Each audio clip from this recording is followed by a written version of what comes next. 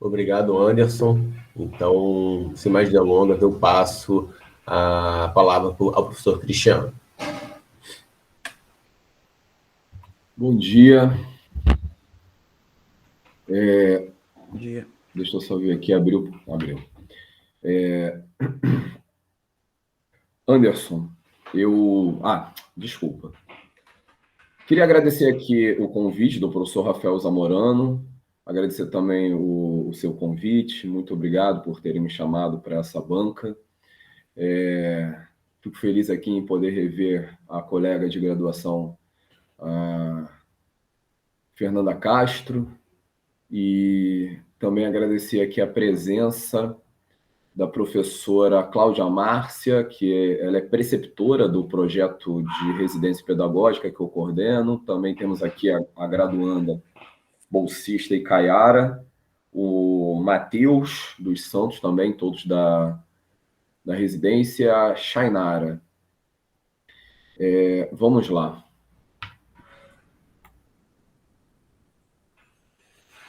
Eu escrevi aqui, estou lendo. Vou ter que abrir ali, porque eu tenho outra aba, então se eu não consigo apresentar qualquer coisa ou material que eu comentar aqui, depois eu posso te passar que todas as Tranquilo. referências que eu tenho. Cristiano, Diga. só antes que eu esqueça, professor estudou com você, Rafael Chaves, mandou um grande abraço. Não sei se você lembra dele. Lembro. Muito bom. Obrigado. Nada. Vamos lá. Deixa eu ver aqui. O Anderson. Eu vou primeiro comentar algumas coisas que não são tão importantes assim, mas que eu acho que vale a pena você prestar atenção. Você escreveu ali na página de assinatura, professor doutor Cristiano Brito Monteiro.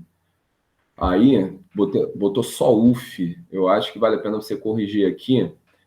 Coloca prof. História UF, por gentileza, porque amanhã depois, no futuro, essa tua dissertação ela vai rodar, meu irmão. Então, amanhã depois, no futuro, se alguém quiser me achar, fica mais fácil. Assim, Entendi. Aí coloca prof. História /UF, né? Também é professor que queira me procurar, etc e tal. Só de saber que eu estou no Prof. História já sabe que tem essa pegada de trabalhar com professores da educação básica. Beleza. Eu acho que é uma informação muito importante. Outra coisa, em dado momento, você cita Cristiano Brito. Desculpa, pode parecer uma super vaidade, mas é porque existe um Cristiano Brito que pesquisa videogames na Federal do Sergipe. Então, o Cristiano Brito não dá conta. Tem também o Cristiano Monteiro, que é lutador de UFC. Entendi. E o cara só perde, então... Tranquilo. Pelo menos ele ganhasse. Então, o ideal é Cristiano Brito Monteiro. O dos Santos eu acho que fica grande demais, que é o que falta. Mas, enfim, desculpa esse momento. Não, que isso, Cristiano Monteiro, física, né? Mas normalmente, cada trabalho que eu tenho apresentado, desde que eu trabalho com isso, acaba rolando uma conexão aí para a pessoa achar com mais facilidade. Então, é Cristiano Brito Monteiro. Coloca os três. Coloca Cristiano Brito Monteiro, então. Por favor, que Tranquilo. Parece que esse só tem eu mesmo. O que acontece? Vamos lá. Você precisa rever algumas vírgulas e algumas pontuações. Por exemplo, você está aqui, eu estou aqui no teu resumo. Teu resumo, pelo menos para mim, eu não sei se foi a versão que eu abri aqui, está assim, resumo na última linha da página, aí continua na outra página. Você precisa corrigir isso. Você precisa aqui, palavras-chave, ponto e vírgula, indústria cultural, você colocou ponto e vírgula e depois ponto. Ali é só ponto. Entendi. Não vou ficar muito tempo nisso, não, mas eu acho que um trabalho tão bacana merece tranquilo. Esse cuidado. Na versão do resumo em inglês, no abstract, você colocou certo, só com ponto final. Tranquilo. O que mais? Deixa eu ver aqui. O seu sumário está com Arial. Você escreveu aqui, pelo que eu estou vendo, em Times New Roman, que é até um discurso, né? Uma curiosidade. Times New Roman é o padrão criado, se não me engano, na década de 30 pelo New York Times. Então, caramba, não sabia. Maneiro. Existe um discurso, né, na adoção. O sumário, então, tem que ser Times. Cara, o sumário tem que ser igual ao padrão do texto inteiro. Você colocou o texto e mudou aqui. Então, independente de ser Arial, o fato é que está diferente. Então, sim, qual é a formatação exigida? Eu não sei se existe alguma especificidade de tudo ser Arial, tudo ser Times ou ser alguma outra fonte, mas é o tipo de detalhe sim, claro. Ameaça o seu trabalho. Eu repito, seu trabalho ficou muito legal para você, às vezes, ficar queimado por uma questão de formatação.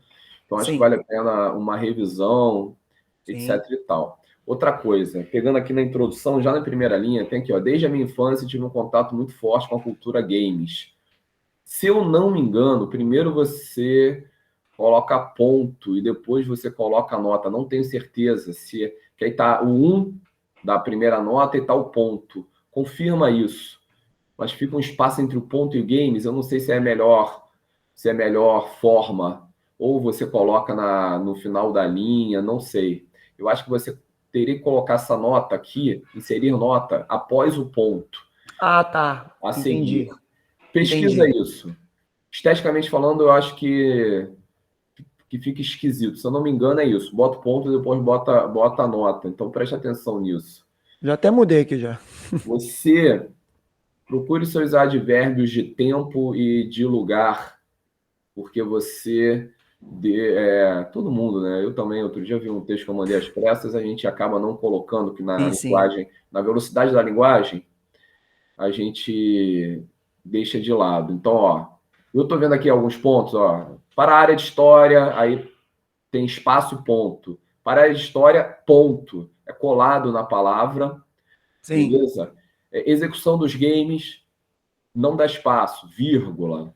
Então, dá uma olhada que isso, ó, como veremos, você botou ponto, ponto. Não são dois pontos, é ponto final, ponto final. Então, tem uns detalhezinhos assim que pode parecer que você fez um trabalho desatento e eu sei que você não fez e fazendo a transição. Então, dá uma olhada nisso. Agora eu vou começar a tocar nos assuntos. Vou começar pelo final. Tá. Cara, olha só. Eu estou impressionado, muito impressionado pela diferença do seu material de qualificação. Não estava ruim o seu material de qualificação, ele estava legalzinho. E eu, desculpa, você pode ficar ofendido, eu esperava menos dessa defesa final. E ainda Tranquilo, assim, mestre. E ainda assim seria bom, não por você, mas pelo material apresentado na qualificação.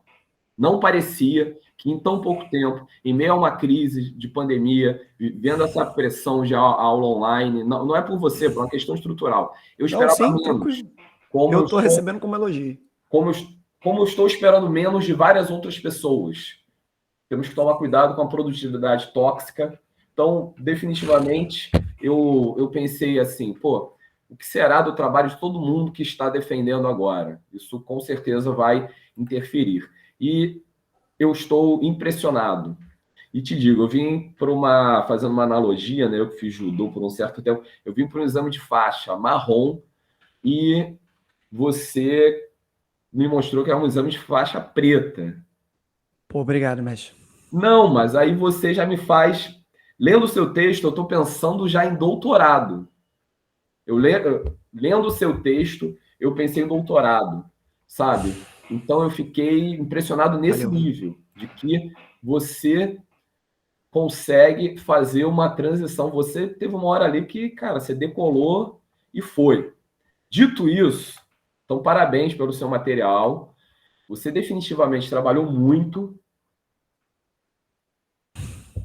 Dito isso, eu vou agora te perturbar um pouco. Beleza? Já dada. Então, ó, eu acho que a parte que você inicia falando dos professores está ruim. Diretamente. Você precisa rever, sabe? Não estou propondo modificação, mas eu acho que você precisa tomar cuidado com o canto da sereia. Das novas tecnologias. Então, nova tecnologia, os avanços. Eu fiquei esperando você escrever, eu fiquei lendo, que isso é um clássico. A sala de aula está como a sala de aula do século XIX. Essa voz é entre aspas, né? Cara, eu fiquei pensei nisso, não escrevi. Eu pensei. Esperando para te dar uma pancada ali. Eu falei, cara, que sala de aula é essa do século XIX? Por exemplo, uma orientanda minha começou a pesquisar o Liceu de Humanidades de Campos de Goytacazes. Tem toda uma memória da professora de lá. O Liceu tem uma coisa muito curiosa. Ele nasce a partir do novo prédio. Do prédio anterior se apagou a memória. Você sabe a questão da luta de memórias. Por quê? Os alunos estudavam num seminário que não tinha banheiro.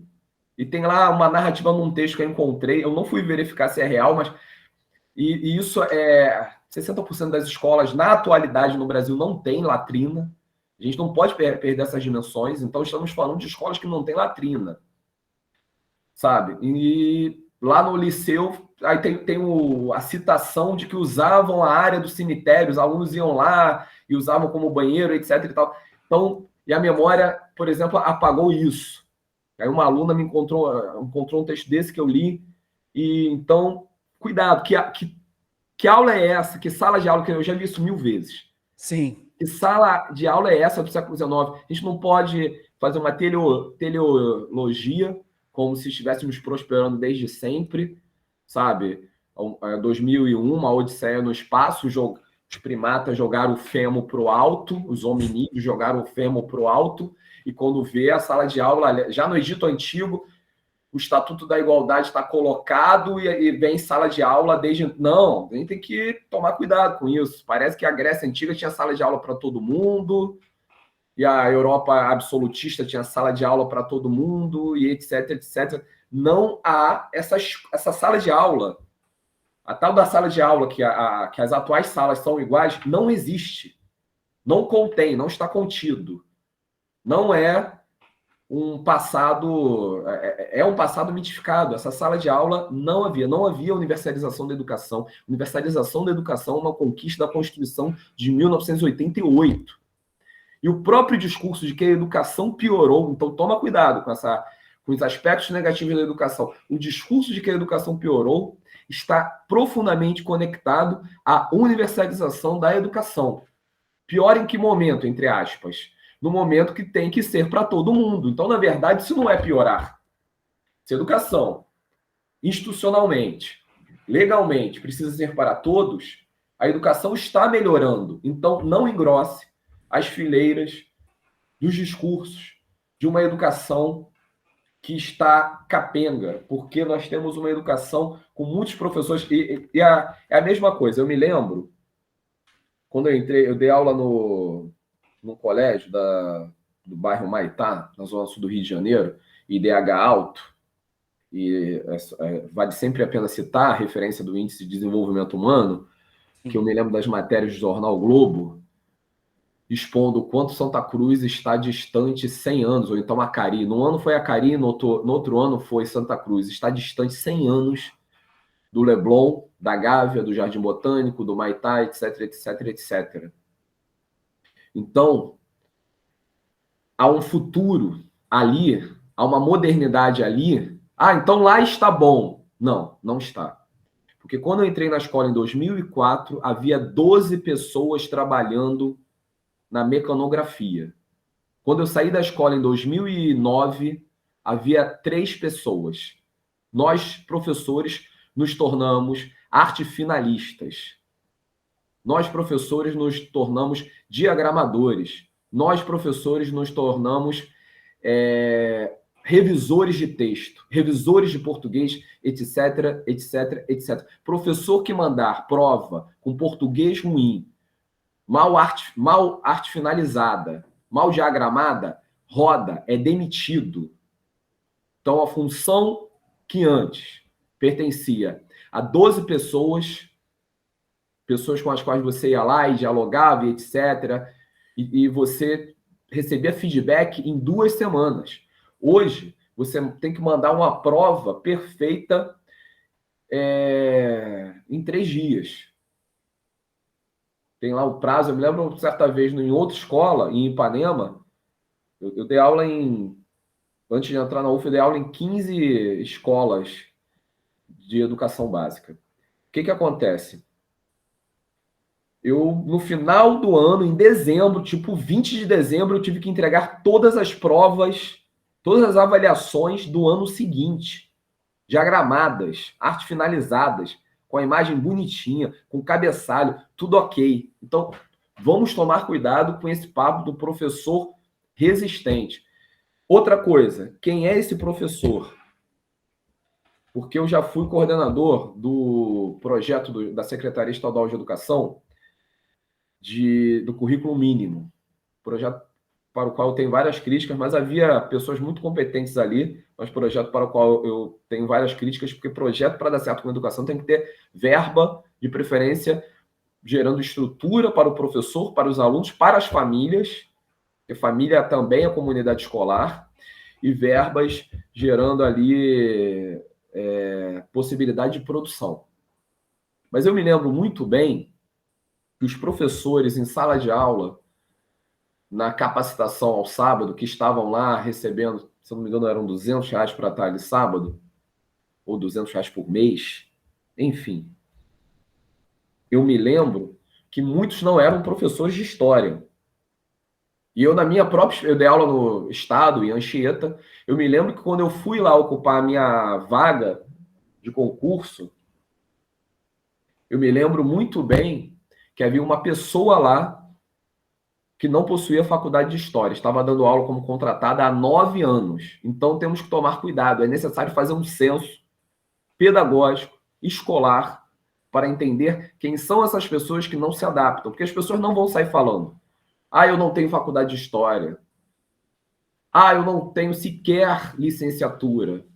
E eu me lembro também o Resnick, na PUC, e o Marcelo Magalhães, eles coordenando o EAD, ou EAD, que havia da PUC com a UERJ. Eu fui professor de ensino superior, isso já em 2004, 2005, por aí, 2007. E eu tinha alunos na Bahia, alunos que eram professores de educação básica, alunos da pós-graduação, lato sensu, ou melhor, alunos de graduação, desculpa, e esses alunos estavam finalmente fazendo a graduação. Existe uma estatística que parece que a cada 10 professores no Norte e Nordeste, pelo menos já existiu, né? 6, se eu não me engano, não tem o ensino superior. Então, será um problema daquele indivíduo formado em História? Porque eu não consigo ver pessoas que tiveram contato com teoria e metodologia da História, com a episteme, tão resistentes ao videogame. Consigo ver críticas, mas resistentes ao ponto de mobilidade, não. Então, o canto da sereia com as novas tecnologias, nós devemos parar de naturalizar. Vivemos a era do não emprego. Vivemos a era de que as maiores empresas do planeta, bilionárias, com a capacidade de impactar o cotidiano econômico e social, a organização cotidiana, elas não têm... Eu me lembro uma tabela que eu vi naquela série Narcos, o Pablo Escobar, com seu modelo produtivo, que é ilegal, não estou defendendo o produto dele, mas a estrutura de Pablo Escobar, montada na Colômbia, e essa estrutura é importante para entender por que Pablo Escobar era popular, não era só medo. E ele possuía 729 funcionários. A Google, menos de 100. Então, é bem complicado. Então, esse canto da sereia, de pessoas trabalhando, cada loja que a gente entra, e aí, avalia a loja tal. Eu não avalio. Eu não vou mexer em algoritmo de empresa A, B e C. Já fico revoltado que eu tenho que provar que não sou humano identificando faixa de pedestre. Se fosse pelo menos um Gauguin, um Monet, etc, etc, um Portinari, mas enfim, continuando. Então, cuidado com isso. Uma citação rápida. Eu me lembro quando eu fui por um tempo na minha adolescência empacotador de supermercado, na década de 90, eu possuía uma pochete, desculpa que é cafona, desculpa, cringe, eu possuía uma pochete no meu uniforme. Por quê? Porque eu e os outros empacotadores do supermercado, nós recebíamos moedas e notinhas e colocávamos dentro da pochete. Eu, com aquela tecnologia defasada, com aquela tecnologia ruim, não tem? Todas as ciências de baixa tecnologia, desculpa por esse momento, não me processe. O que acontece? Eu fazia 2 salários mínimos com gorjeta. Eu possuía um salário mínimo na carteira e fazia 2 salários mínimos com gorjeta. Lembrar que o salário mínimo na década de 90 tinha um poder de compra ridículo, muito ruim. Mas mesmo assim, eu fazia 2 salários mínimos com gorjeta. Hoje, eu fico querendo deixar, retribuir, fazer a mesma coisa. Eu não consigo. Quero deixar ali uma moeda, aí deixo uma vez ou outra, mas a maioria das vezes a gente não está com essa moeda. A maioria das vezes a gente está só com... Às vezes nem é mais o cartão, às vezes no Pix, no celular. Correto? Então isso me causa uma certa ansiedade, uma certa angústia, porque eu gostaria de que aquela estrutura de poder ganhar mais se mantivesse. Então esse avanço tecnológico é muito preocupante. Então cuidado com o canto da sereia da sala de aula do século XIX. Precisamos pensar em projetos nos quais professores vão cada vez mais ter mais empregos e ganhar bem para isso. Beleza? Beleza, tranquilo. Sigamos. Então, essa, na minha opinião, é uma parte bem complicada da sua dissertação. Creio que vale a pena você dar uma olhada pelo seguinte, te faltam dados. Você não fez um censo para saber se aqueles professores realmente são formados. Você não fez um censo para saber quanto que eles ganham. Você não fez um censo para saber quem ali está perdendo a casa, quem ali está tendo o carro confiscado, etc, etc, etc. Porque o problema não é divisão de mundo, o problema é estrutural, não é percepção. É estrutural e, de repente, professores que estão com propriedade de residência, que tem seu carro, conseguem pagar suas contas em dia, conseguem, inclusive, fazer uma reserva e viajam, uma vez ou outra, para o Nordeste, ou para aqui, acolá, professores de história, bota aí, viajando para algum sítio arqueológico, no Piauí, etc. e tal, esses se demonstram melhores. Então, não é uma pinimba, não é uma birra, não é algo que o cara vai fazer uma terapia e vai passar a aceitar nossos projetos de videogames. É algo muito mais complexo que depende de várias outras pesquisas. E, para concluir nesse perfil de escola, eu me lembro da aprovação da obrigatoriedade de psicólogas e assistentes sociais em escolas. E eu me lembro da minha vivência em escolas de DH Noruega. Psicólogas em março, brincadeira começou em fevereiro, psicólogas em março, nunca teve um psicólogo, por isso eu estou falando psicólogas, em março, já chegando, conversando comigo, eu dando feedback, por estudar videogame, eu sempre estudei muito a questão da neurociência e psicologia, estudar muito não significa que eu saiba, não entendam, não confundam, por favor, mas eu dialogava bastante, adorava conversar com essas psicólogas. Então, já em março, eu já cantava pedra. Fulano não olha para o quadro, fulano parece estar com depressão, fulano não vive com fone no ouvido, fulano vive com capuz no ouvido, fulano não vira para frente, essa pessoa precisa de ajuda.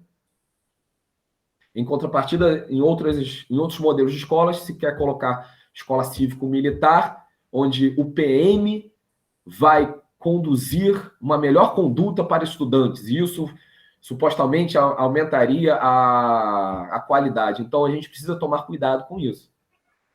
E eu me lembro, repetindo, e eu cuidado, inclusive, contigo. Eu vivi isso. Tem uma hora que a gente pensa, mas não Joseph Klimber, porque ele vai resistir, ele vai continuar. Não, a serra arrancou-lhe as pernas, mas ele vai continuar a sua jornada. Não, abandona isso, sabe? Eu melhorei muito a minha qualidade de vida quando eu me aceitei mais ou menos. Que medíocre. Não, deixa o outro coleguinha fazer. Tanto é que eu tenho vários trabalhos que toda hora eu faço com o Rafael Zamorano, ele me ajuda muito. E eu faço com a Márcia, eu faço com outros colegas, etc, etc. Concluindo essa parte, para passar para a parte de videogames. O que acontece?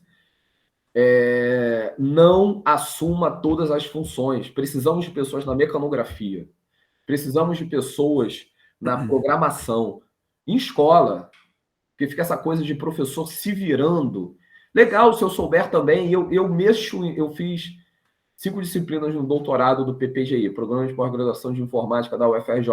Mas eu cheguei a fazer começar curso de programação, mas senti que aquilo ia sugar minha alma, ia me deixar doente. Enfim, eu pensei, eu vou ser mais ou menos, não quero ser totalmente excelente. Então, o que acontece? Veja a sala de aula como um espaço também para as assistentes sociais, um espaço também para as psicólogas, um espaço também para o pessoal, para as pessoas da mecanografia. É isso. Essa mecanografia precisa voltar, porque volta e meia um professor está desesperado e eu errei não sei o que na prova e o coordenador não viu. Aí dá um chabu danado e o professor é demitido. Porque ele é a linha de frente e ele é a retaguarda. Sacou? Continuando. Cara, repito, na parte de videogames, você produziu um material que está no nível, está caminhando para o doutorado. O Rafael, eu fui vendo aqui, vendo a orientação do Rafael. O Rafael, já escrevi texto junto com ele, apesar dele ser mais novo do que eu, apesar dele ter sido meu calouro, apesar de eu ter aplicado o trote nele, ele me perdoou. E, cara, o Rafael pega a minha dissertação, ele lê e começa a me explicar o que eu escrevi na minha dissertação. É sério. Aí eu fiquei assim, caramba, Rafael, tô até achando que eu sei alguma coisa. O Rafael, sério, ele foi, caramba, Cristiano, você viu isso. Aí eu vi, você viu. Eu queria que ele tivesse estado na minha banca. De mestrado já, para o meu doutorado ser diferente. Ele foi ler meus textos depois do meu doutorado. Então, o cara conseguiu ver umas potencialidades que eu, particularmente, se amanhã depois ele me orientar num pós-doutorado, vou ficar muito feliz. Mas, enfim, continuando. Então, cara, você está com uma bibliografia aqui muito boa e você está de parabéns, mas eu vou te advertir aqui, assim, tá de um jeito que não necessariamente precisa mudar, mas avançando o seu texto, ou melhor, tem um detalhe ou outro que talvez você tenha que mexer ali, mas sem registrar. Sim. Eu recomendei modificação, mas que eu acho que tem coisa para colocar rapidamente em 3, 4 notas e tem coisa para suprimir, que precisa ser retirado. O que acontece? Vamos lá. Antes de mais nada, você escolheu um modelo que me lembra um pouco a minha dissertação de mestrado. Você leu minha dissertação e você colocou aqui as imagens e a barra, a nota, etc. e tal. Sim. Cara, isso não é meu.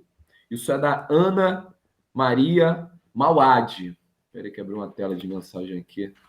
Renato Gaúcho, etc. e tal. Isso é da Ana Maria Mauad. Ana Maria Mauad, já no final da década de 70, se eu não me engano, 78, 79, começa a trabalhar.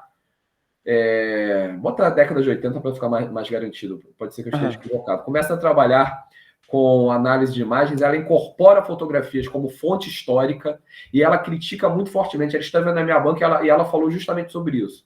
Ela critica muito fortemente colocar imagens no final do texto.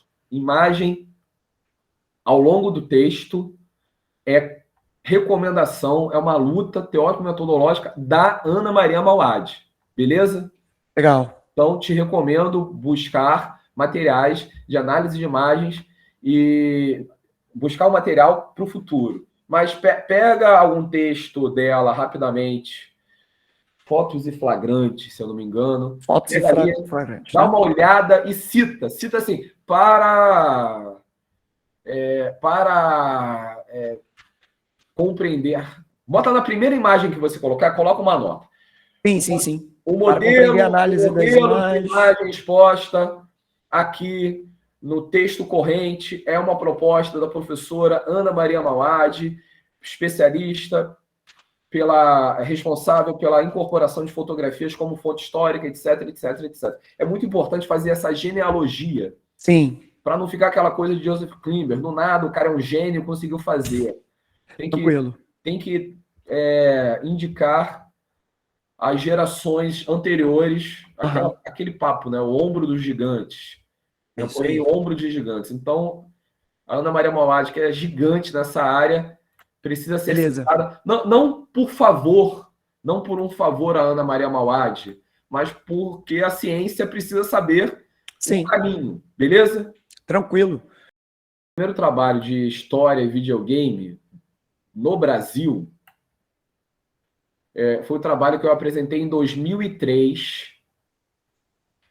Segunda Guerra Mundial, a construção da memória através de jogos eletrônicos, na AMPU de 2003, AMPU Nacional da Paraíba. Esse é o primeiro trabalho. Beleza? Tem até aqui. Esse trabalho apresenta um estudo sobre a construção de uma memória da Segunda Guerra Mundial, na virada do século XX para XXI, através de jogos eletrônicos que são amplamente consumidos em escala global, como consta em dados da Unesco. A base das análises são os jogos Battlefield 1942, com a referência da entrada dos Estados Unidos na guerra, e Medal of Honor, Allied de Assault, que destaca o desembarque na Normandia, sendo este jogo apoiado por entidades norte-americanas que dão suporte aos ex-combatentes e Deadly Dozen, baseado nas memórias do general de divisão Quinton Maxwell, From Peking to Berlim, publicados em 1955, narrando o período em que esteve no exército durante a Segunda Guerra Mundial. O que acontece? Beleza? Tranquilo. Depois de mim, quem escreveu sobre videogames foi o Elcídio Pimenta Arruda. Elcídio Pimenta Arruda. Tá. Então, cara, a genealogia é essa. Eu escrevi primeiro, depois vem o Elcídio Pimenta Arruda. Tranquilo. Ele escreveu, eu acho muito importante o Arruda para você. Não dá para você incorporar o texto dele, mas eu acho que você tem que citá-lo. Isso aí, cara. O Arruda, o Arruda e depois Daniel. O Arruda é de 2009. A minha dissertação é de maio de 2009, a tese dele de doutorado é de julho de 2009. Então tá aqui, ó, jogos digitais e aprendizagens. O jogo Age of Empires 3 desenvolve ideias e raciocínios históricos de jovens jogadores. Isso aqui é um trabalho espetacular. O Arruda é cascudo. E você que cita o vínculo que você tem com Age of Empires é um material que você vai ler com dificuldade. Cristiano, por que você não me recomendou isso antes? Porque eu achei que o teu trabalho não ia crescer mais, eu não queria te pesar, não queria te atrapalhar. Então, hoje eu vejo... Naquela época ia ser peso, cara. E hoje, sei lá, cara, tu tomou Ritalina, não sei o que aconteceu aí. Vá ao médico, se trata, entendeu? Parabéns, mas, pô, não fica na produtividade tóxica, pelo amor de Deus. Vá à praia, respira, entendeu? Seja feliz, se cuida, não pira. Não pira, né?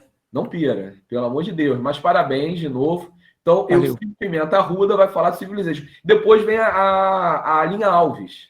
A linha é a terceira, então. O texto, o grupo das pesquisas é anterior, mas em texto é a linha Alves. Beleza? É a terceira, então. Eu sou de História, o Elcídio Pimenta é de Ensino de História, a linha Alves é de Ensino de História. Beleza. Depois vem a minha orientanda, Marcela Albaine, ela foi minha orientanda no PPGI, no PGTI, Tecnologias Aplicadas à Educação. Fui co-orientador dela, junto com o Guilherme, deu branco aqui. Mas ela tem... Eu estou clicando aqui. Cadê o texto dela? Cadê a dissertação?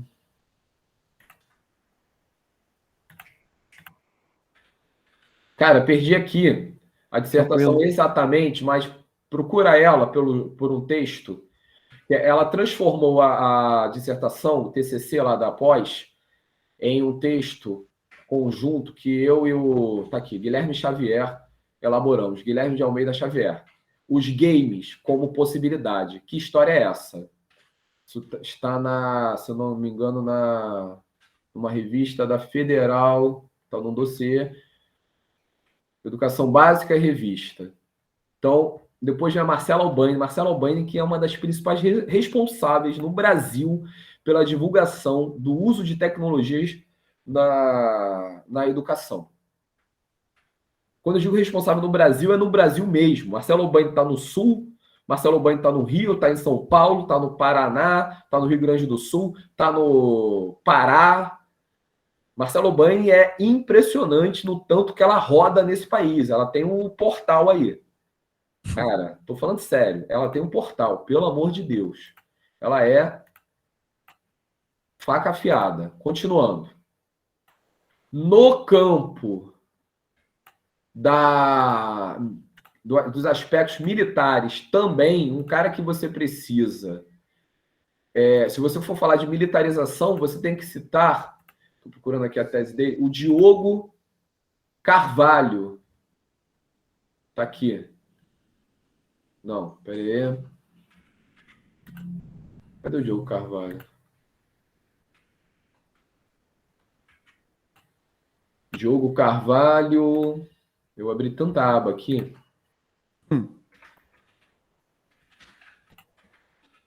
Campus, TCC. Alan. Peraí. Aqui. Diogo Carvalho. Ih, caramba, achei que tinha parado importante. Pensamento geopolítico anglo-saxão. Oposição, isso é doutorado. Oposições entre os poderes navais e continentais no mundo dos games. 2010 e 2015. Tese de doutorado Diogo Trindade Alves de Carvalho, Universidade Federal da Bahia, pós-graduação em História Social. Esse trabalho é espetacular. O Diogo é outro aí que pegou esse ritmo, saiu escrevendo, é de uma densidade. Essa tese aqui, eu acho que você precisa incorporar a sua leitura, eu acho que vale a pena você citar em nota nesse teu trabalho, já para marcar. Porque as pessoas... Por que eu estou falando isso? Entendeu? Isso porque modificação em trabalho é visto como algo ruim. Eu estou te pedindo essa gentileza, sim, porque o seu trabalho vai ser lido. Você vai jogá-lo na internet, ele vai ser lido. O seu trabalho, as pessoas vão te reconhecer pelo seu trabalho. Então, já que o teu trabalho vai rodar, cita essa galera para fazer o caminho das pedras para a galera que virá. Uma curiosidade, um orientando meu, aí fala com a tua colega, um orientando meu escreveu um TCC, o Alan Henrique Sérgio, TCC de graduação, videogame história, distopia do objetivismo em BioShock. Trabalho muito bom, ele está tentando mestrado. É isso. Cara, para finalizar, eu acho que te faltou a minha tese, mas aí já é para o futuro. Você, na sua gamegrafia, ficou um trabalho muito bom, eu acho que faltou o aspecto historicizante. Então, na minha tese, se você for lá procurar, eu tenho uma explicação de como é possível entender o videogame como um elemento do campo da historiografia, pegando bibliografia do campo da história e citando biografias, instituições, eventos e memória. Então, no final da minha tese, eu tenho uma decupagem com uma tabela. Decupagem essa que eu fiz, eu extraí quais biografias estavam presentes em cada jogo, isso em 406 horas dos jogos Medal of Honor e Call of Duty. Quais instituições, quais eventos e qual a memória em torno disso. Então, vale a pena você ver essa minha tabela. Inclusive, eu gostaria de depois conversar contigo, com o Rafael Zamorano, porque eu tenho conversado com editoras para fazer material paradidático e eu, particularmente, acho que você deveria entrar na nossa equipe, porque está num gás muito legal e a gente conseguiria fazer aí um material. Dá uma olhadinha nessa minha tese para você no futuro, para a gente ver como é que a gente caminharia para isso. Outra coisa, você citou, só para concluir, você citou a Lúcia Santaella. Jean-Pierre me orientando no Prof. História, entrou aí agora. Entrou na última linha que eu vou falar. Bom dia, Jean, mas obrigado pela presença. Você citou a Lúcia Santaella. Isso, Santaella. O que acontece? É uma citação muito boa, muito importante, você citou bem, mas citá-la abre um campo.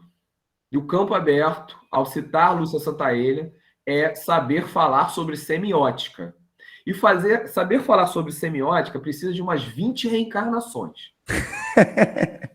Então, cuidado com isso.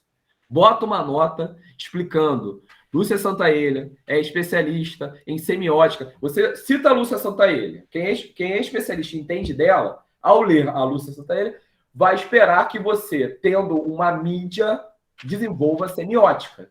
E eu operei com semiótica no meu doutorado.